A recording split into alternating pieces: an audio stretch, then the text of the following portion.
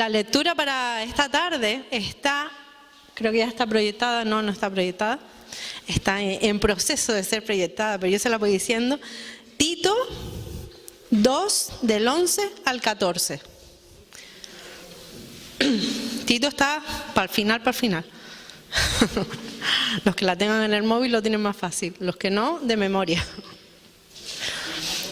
Tito 2, del 11 al 14.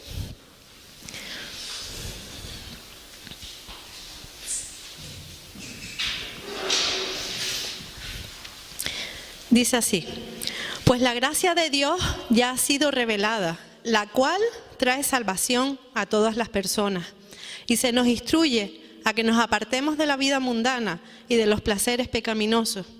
En este mundo maligno debemos vivir con sabiduría, justicia y devoción a Dios, mientras anhelamos con esperanza ese día maravilloso en que se revele la gloria de nuestro gran Dios y Salvador Jesucristo.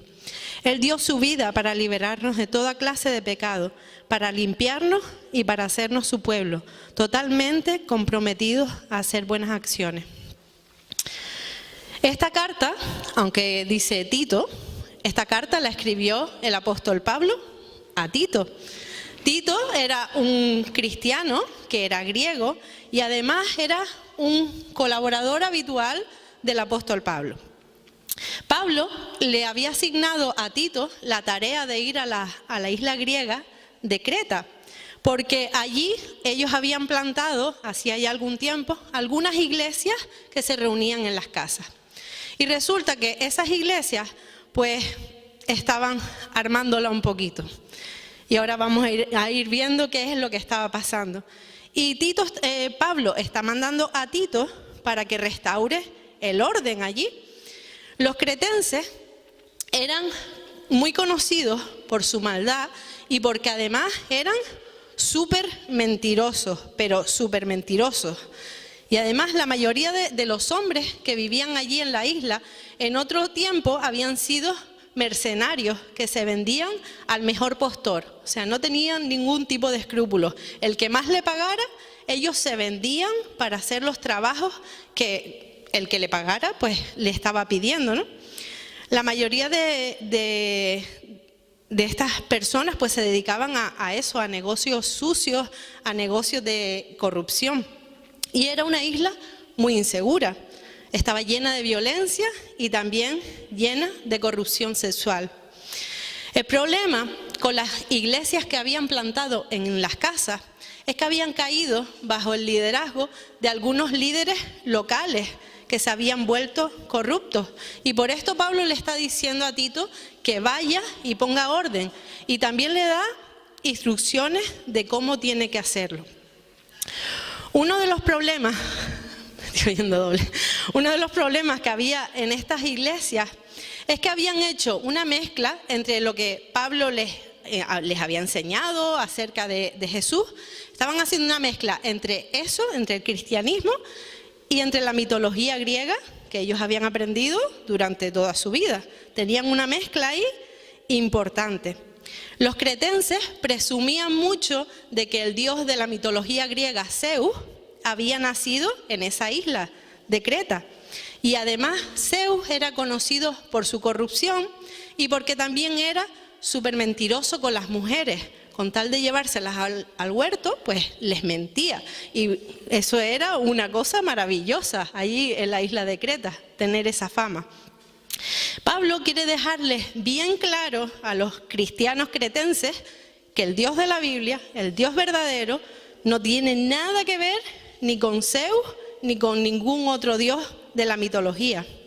El Dios que ha sido revelado a través de Jesús no tiene pero nada que ver ni de lejos. Lo normal, como les decía, para ellos, para el pueblo de Creta, era la mentira. Pero el Dios verdadero se caracteriza por ser mentiroso. Se caracteriza por justo lo contrario, ¿no? Por ser fiel y por no mentir. Y entonces, si estos cristianos de la isla de Creta decían creer en Jesús, pues tenían que reflejar el carácter de ¿quién? De Zeus. ¿no? Tenían que reflejar el carácter de Jesús y dejar atrás todas estas viejas costumbres que ellos habían adquirido. Era tan mala la fama que ellos tenían, que incluso en el capítulo 1, en la carta de Tito, capítulo 1, 12, vemos como Epiménides, que era un profeta de ese lugar, era un hombre sabio que hacía escritos, escribió sobre la gente de su propio pueblo: todos los cretenses son mentirosos, animales crueles y glotones perezosos. O sea, él mismo de su pueblo los estaba poniendo a caldo. Los cretenses eran personas que se las traían en lata, eran personas con las que no te querías ni cruzar de lo bárbaros que eran, ¿no? Y esta corrupción que había llegado a las iglesias también se estaba pasando a las familias cristianas y por lo tanto se estaba pasando a la vida personal de cada uno de los creyentes. Sus vidas dejaban mucho que desear, eran un completo desastre. Y con el mal testimonio que ellos tenían, estaban haciendo que el mensaje de Jesús pues fuera tan poco atractivo para sus vecinos, que es que no querían ni escuchar hablar acerca de Jesús. O sea, no había ninguna diferencia entre lo que ellos eran antes y lo que estaban siendo ahora, porque seguían teniendo mal testimonio. Y los cristianos tenemos que vivir bajo un sistema de valores totalmente diferente a lo que éramos antes, porque si seguimos viviendo con los valores que teníamos antes, ¿qué sentido tiene?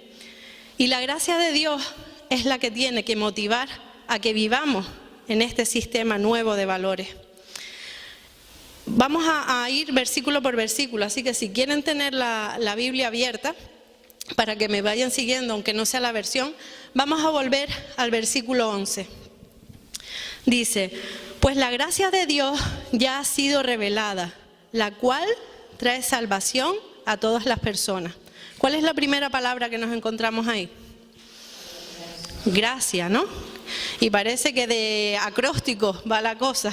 El otro día, el domingo, Airán dio un acróstico y de ahí se sacó una enseñanza. Ahora en la alabanza, Ainhoa dio otro acróstico del que se sacó una enseñanza. Bueno, pues hoy vamos a volver a dar otro acróstico sobre la palabra gracia. Cada una de las letras de esta palabra nos va a dar una enseñanza acerca de ella misma, ¿no? Empezamos con la G. Con la G de que es gratuita.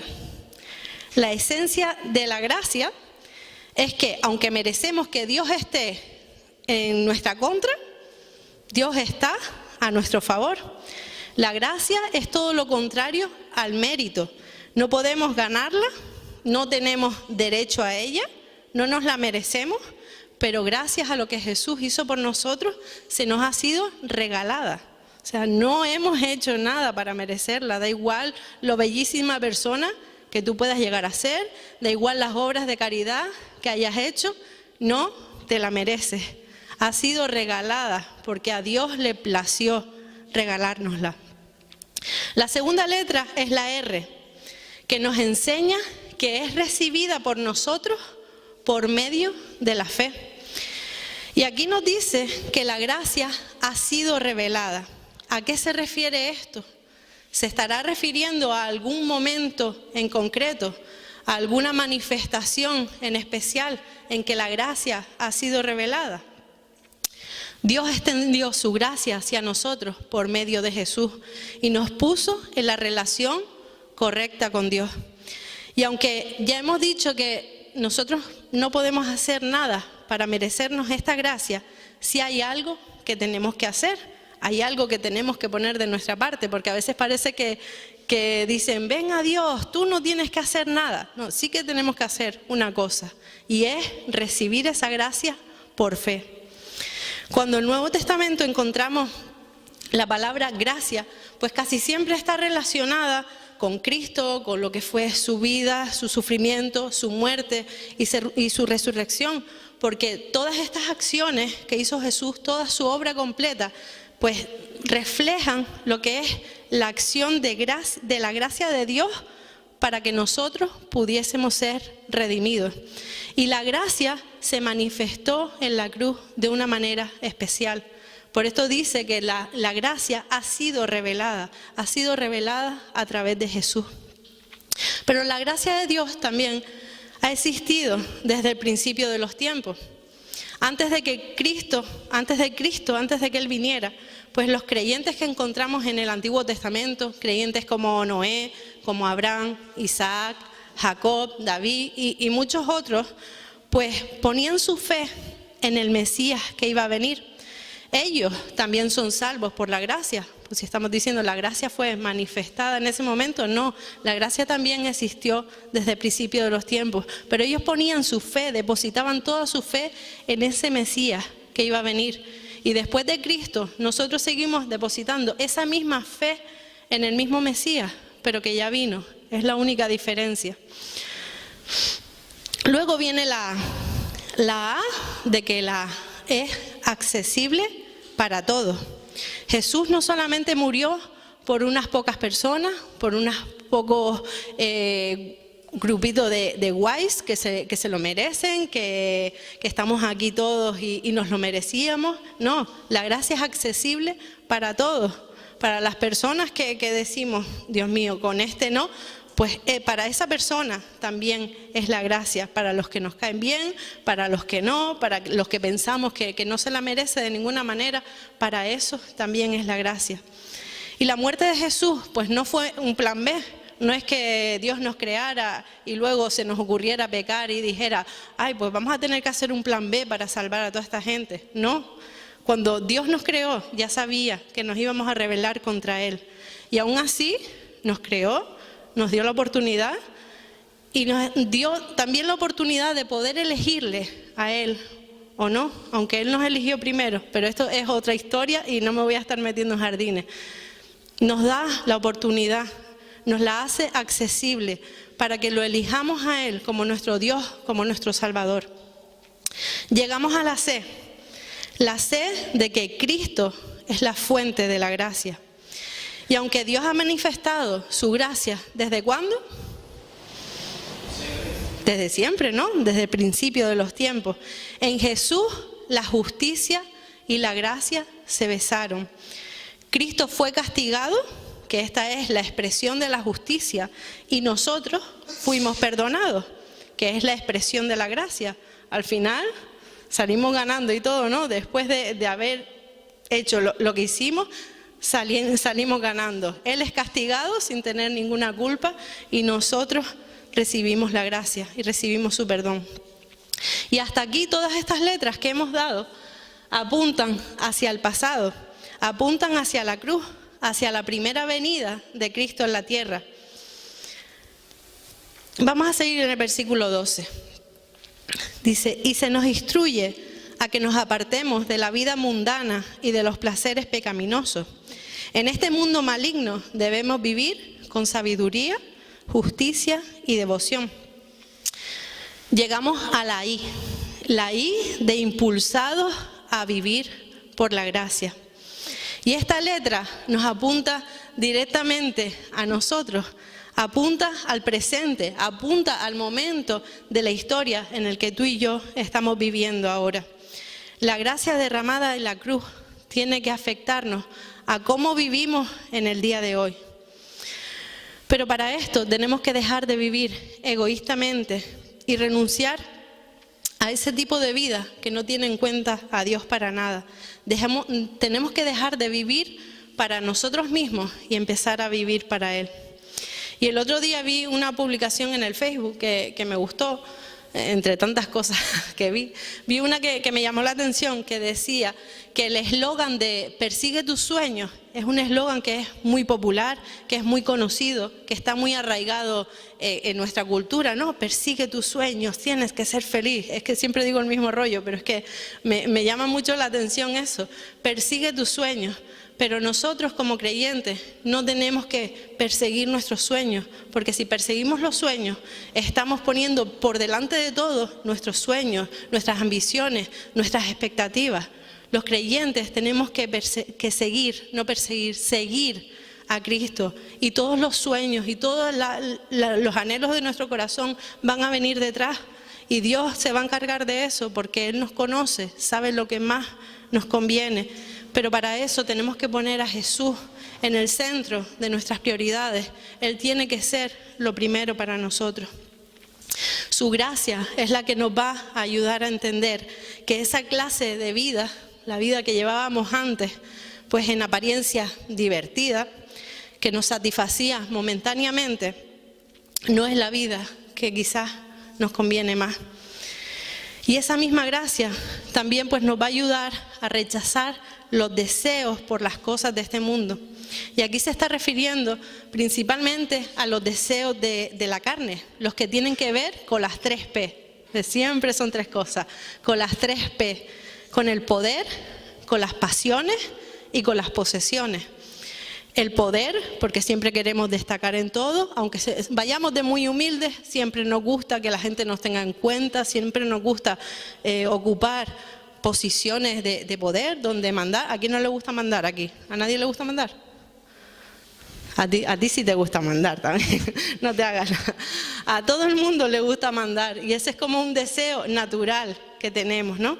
Las pasiones de la carne principalmente son el sexo y toda la retahíla de cosas que acompañan al sexo, ¿no? Y las posesiones. El que no está obsesionado con tener una casa, está obsesionado con tener un coche y ponerle un tubarro, o el que no está obsesionado con comprarse medios Stradivarius. Estamos obsesionados con las posesiones, lo queramos admitir o no lo queramos admitir. Y la gracia nos va a ayudar no solamente con las acciones que cometemos, sino que también nos va a ayudar a reorientar los deseos, pero hacia las cosas buenas, no hacia estas 3 P. Y si nos dejamos transformar, pues no solamente nuestros actos van a cambiar, sino que las verdaderas intenciones de nuestro corazón y los deseos de nuestro corazón también van a ser transformados, porque podemos hacer muchas buenas acciones. Las personas pueden decir, es que mira, es que es una persona ejemplar, es que es tremenda, todo lo hace perfecto. Pero si los deseos de nuestro corazón no se ven afectados por la gracia, si por dentro no cambiamos, no estamos viviendo por gracia, estamos viviendo por otra cosa, pero no por gracia. Debemos vivir no por nuestros esfuerzos, sino por la gracia. Pero hay una cosa aquí, que es que si aceptamos la gracia, tenemos que aceptar vivir por santidad. Yo no sé si a ustedes les ha pasado de ir al supermercado y ver un pack de 4 yogures, por ejemplo, y quererse llevar un yogur. Pero es que después llegas a la caja y te dicen que no, que usted se tiene que llevar los 4 yogures. No puede romper el pack porque es un pack indivisible. Y lo mismo pasa con la gracia y con la santidad. Tú no puedes decir, me encanta la gracia, me apasiona que me perdonen y que me tengan así en algodones. Pero de eso de la santidad no va conmigo. No, esto no funciona así. Si aceptamos la gracia, tenemos que aceptar también la santidad, porque sin santidad nadie verá a Dios. Pablo le dice a Tito que los creyentes, adivinen en cuántos niveles tenemos que vivir. A 3 niveles, mira cómo lo sabe. Siempre son 3. Tenemos que vivir por gracia a 3 niveles. El primero es a nivel personal, el segundo es en mi relación con los demás, y el tercero, adivínenlo también, en mi relación con Dios, ¿no? Conmigo mismo, con los demás y con Dios. A nivel personal nos dice que debemos vivir en sabiduría, que es lo contrario a ser ignorantes. En Proverbios 1:7 dice, el temor del Señor es la base del verdadero conocimiento. La sabiduría es muy importante para todos, ¿no? Pero para el pueblo judío, la sabiduría es una cosa especial. Ellos sabían que no era suficiente con tener mucho conocimiento. Se necesita sabiduría para poder usar correctamente ese conocimiento. Yo no sé si a ustedes les ha pasado que a veces ves personas que tú dices, qué inteligente, cómo se expresa, cuánto conocimiento tiene acerca de todo, de ciencia. Le preguntas de cualquier cosa, de todo sabe, de todo, de ciencia, de la naturaleza, de cualquier cosa sabe esta persona. Pero luego mira su vida personal y es un desastre. El conocimiento nos permite analizar las cosas, pero la sabiduría nos permite organizarlas y hacer que la verdad de Dios sea aplicable en nuestras vidas. Necesitamos la sabiduría de Dios para aplicarlo en todas las áreas de nuestra vida, en nuestras relaciones, para evitar desastres que a veces hacemos por no ser sabios, para manejar nuestras finanzas, en nuestras relaciones con los demás, para todo necesitamos sabiduría, porque de nada nos vale tener la cabeza como un bombo llena de conocimiento si después no sabemos aplicarla, no sabemos tomar buenas decisiones. La segunda cosa es que debemos vivir por gracia con respecto a los demás. Y la palabra que Pablo usa aquí es que debemos vivir con justicia. Apocalipsis 19:8 dice: a ella se le ha concedido vestirse de lino blanco y puro de la más alta calidad, pues el lino de la más alta calidad representa las buenas acciones del pueblo santo de Dios. La justicia tiene que ser algo que nos caracterice a todos los cristianos. Y a lo mejor están pensando, ¿qué tiene que ver este versículo que acaba de leer? Que si un vestido de novia, ¿qué tiene que ver esto con la justicia? El vestido de boda que habla aquí se refiere a la iglesia, a la boda que habrá entre la iglesia y Jesús cuando Él vuelva. Y dice que este vestido estará hecho de lino blanco y puro, de la más alta calidad. Siempre relacionamos las vestiduras blancas pues con la pureza, con la justicia, con la justificación. Pero aquí dice que este lino no va a provenir de la justificación, sino del resultado de la justificación en nuestras vidas. Somos conscientes de que la justicia que practicamos hacia los demás, porque recuerden que no estamos hablando de la justicia personal, la justicia que yo me tomo por mi cuenta. Somos conscientes de que esa justicia que practicamos hacia los demás va a repercutir en nuestro traje de boda. Practicamos la justicia social. Practicamos la justicia social no solamente cuando nos tomamos la justicia por nuestra mano, como les decía antes, para castigar a otros. Cuando vemos una injusticia que decimos, yo a ese lo mato, yo le pego una paliza. No se está refiriendo a eso, sino que practicamos la justicia cuando luchamos por la dignidad de todos los seres humanos, cuando luchamos para que la dignidad sea respetada. La justicia hacia los demás puede ser un acto de compasión, llevar comida a una persona que está necesitada, ropa, ayudarle a cubrir necesidades físicas. Pero también podemos practicar la justicia hacia otros cuando sintamos ganas de criticar o despreciar. En lugar de eso, lo que tenemos que hacer es extender la gracia. Hemos sido justificados por Jesús para que otros también puedan serlo. O sea, de la misma gracia que se nos ha sido dada, tenemos que darla a los demás. Y el tercer nivel al que debemos vivir por la gracia es en nuestra relación con Dios. Y a esto el apóstol Pablo le dice devoción. Devoción es lo contrario de indiferencia. La devoción es el amor que el creyente siente por el Señor, pero no solamente es un sentimiento, sino que esta devoción se lleva a la práctica orando, ayunando, leyendo la Biblia, adorando y también mostrando ese amor en buenas obras. Pero no nos confundamos, la verdadera devoción a Dios no es el aislamiento. Está bien orar, está bien leer la Biblia, está bien reflexionar y pasar un tiempo a solas para ver qué es lo que Dios tiene que mostrarnos, pero no estamos llamados al aislamiento, sino que la verdadera devoción es servir a los demás. Y ese es el sentido de los devocionales que hacemos cada día. Y por eso insistimos tanto. Apúntense al devocional de la YouVersion. Si no tienen YouVersion, pues les ayudamos a descargarla o lo que sea.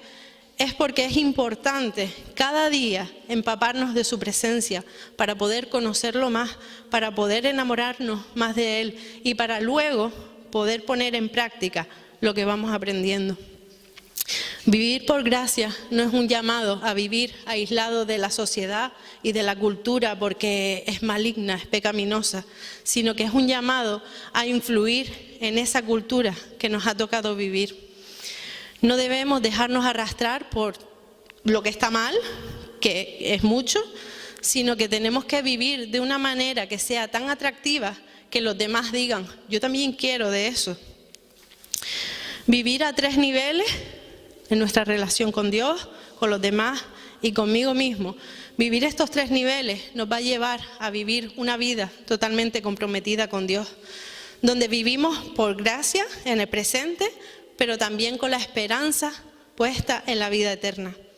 En el versículo 13 dice, mientras anhelamos con esperanza ese día maravilloso en que se revele la gloria de Dios, de nuestro gran Dios y Salvador Jesucristo. Y esta es la última letra, la A, que apunta hacia la eternidad. El versículo 11 nos hablaba del pasado, nos apuntaba hacia la obra de Cristo, nos apuntaba hacia la cruz. El versículo 12 nos apunta hacia el presente, hacia el momento en el que estamos viviendo en este momento y cómo debemos vivir en respuesta a esa manifestación de la gracia.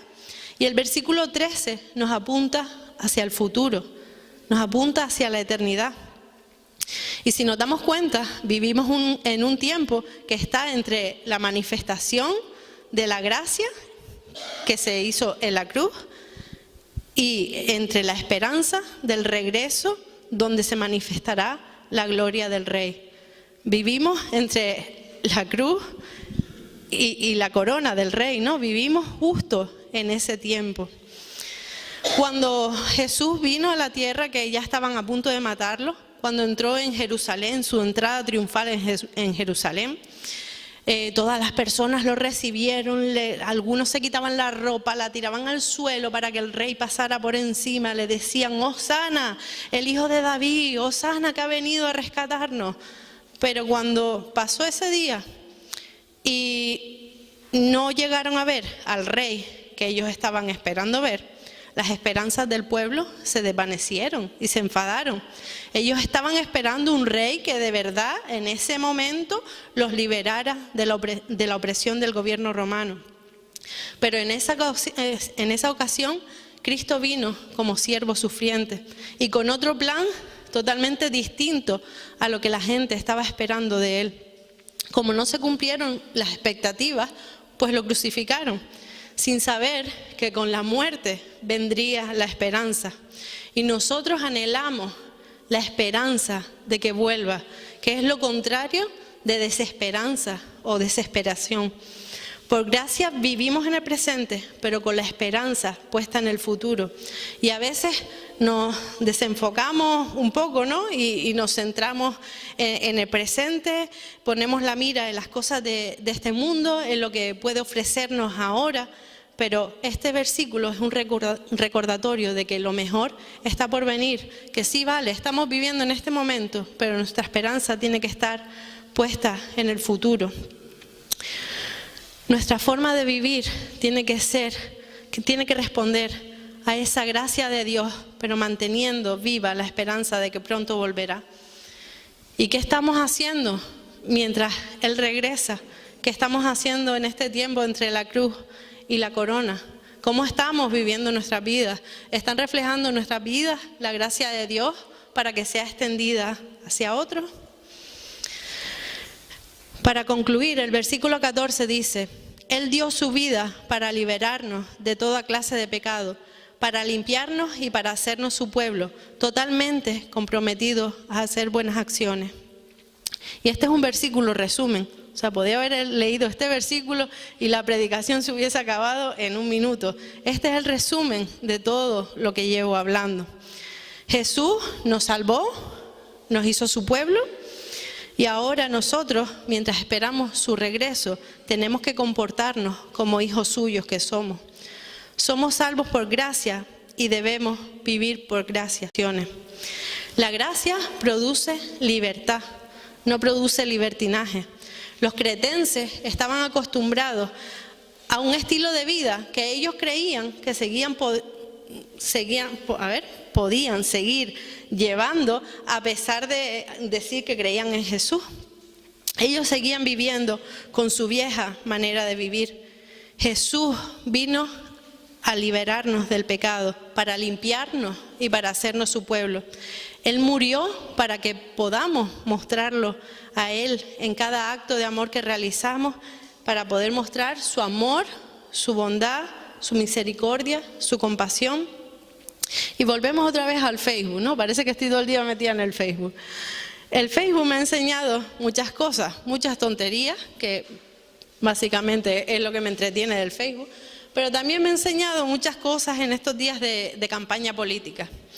Me ha enseñado, primero, que opinar es gratis, que todo el mundo entiende de política y que es muy fácil criticar y entrar al trapo. Hablamos un montón, hasta los que no se han leído los programas políticos, hablan un montón, largo y tendido, acerca de cualquier cosa. Criticamos a los políticos, les sacamos el cuero, pero no nos damos cuenta de cómo nosotros como creyentes estamos viviendo nuestras propias vidas. Nos cegamos y ponemos nuestras esperanzas en los políticos porque creemos que ellos van a cambiar el país. Y el cambio en nuestro país no va a venir por ningún partido político, sea de derecha, de izquierda, de centro, de arriba, da igual, no va a venir por ningún partido político. El cambio va a venir cuando nosotros, como pueblo de Dios, nos dejemos transformar de verdad por su gracia.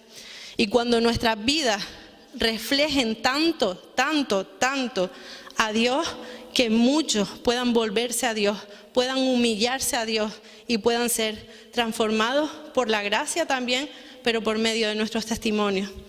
Tenemos que comprometernos con la causa de Cristo. Tenemos que ser ejemplos de bondad para que nuestra manera de vivir inspire a otras personas. Ya para terminar, un resumen. Vivamos por gracia, recordando siempre que la gracia es gratuita, es un regalo, no nos la merecemos, que es recibida por medio de la fe. La gracia también es accesible para todos, no para los guays, sino también para los que no son guays, es accesible para todos. Cristo es la fuente de la gracia, por eso tenemos que ser impulsados a vivir por ella. Y no tenemos que perder nunca que el enfoque de nuestra vida tiene que estar apuntando hacia la eternidad. Vamos a orar. Señor Jesús, te damos las gracias porque siempre abrimos la Biblia, Señor, esperando que tú nos hables y nos hablas por medio de ella, Señor. A pesar de todo el tiempo que ha pasado, Señor, seguimos viendo que vivimos en las mismas condiciones que vivían estas personas, Señor. Vivían en una ciudad que estaba llena de corrupción, de delitos, corrupción sexual, pecado por todos lados, Señor, y se estaban dejando corromper por las cosas de su cultura, Señor. En vez de ellos influir en la cultura, se estaban dejando arrastrar. Te pedimos, Señor, que tú nos ayudes a caminar por gracia, Señor, a vivir por gracia. Te pedimos que tú nos ayudes a ser ejemplos, Señor, para que las personas puedan conocerte a ti, Señor.